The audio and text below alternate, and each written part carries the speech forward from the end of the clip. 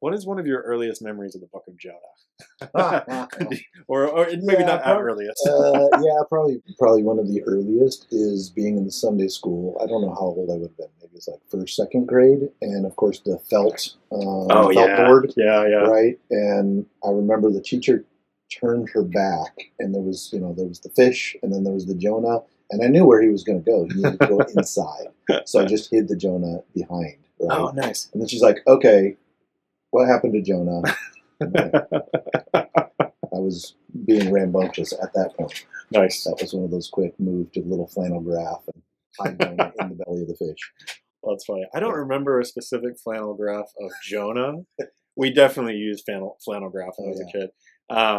But similar to me, I mean, I think, yeah, I would have heard the Jonah story as a kid growing up. Hmm.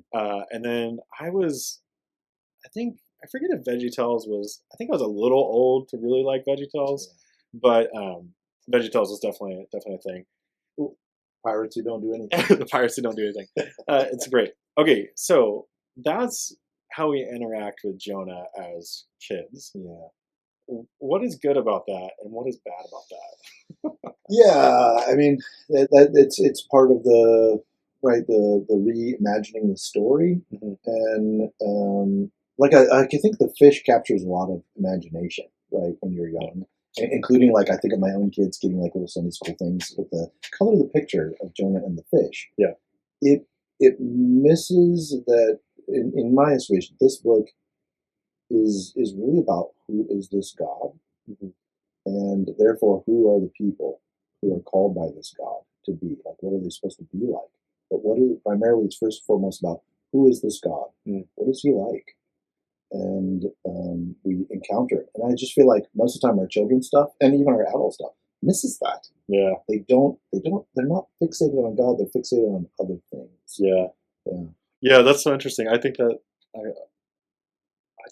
was, I've studied, as I know you have, academically for a long time at this point, and I still think it was only in the recent 5 or so years that I really realized the significance of that issue. Mm. Is that it's so easy to focus on Jonah, Yeah. Yeah. and yet that's not it. And so one of the things that I have done in going through Jonah chapter 1 Mm. is that if you highlight Jonah's actions, you highlight the sailor's actions or the mariner's actions, and you highlight God's actions, Mm. what comes out of that is that actually Jonah occupies such little space Right. in the first chapter, Right.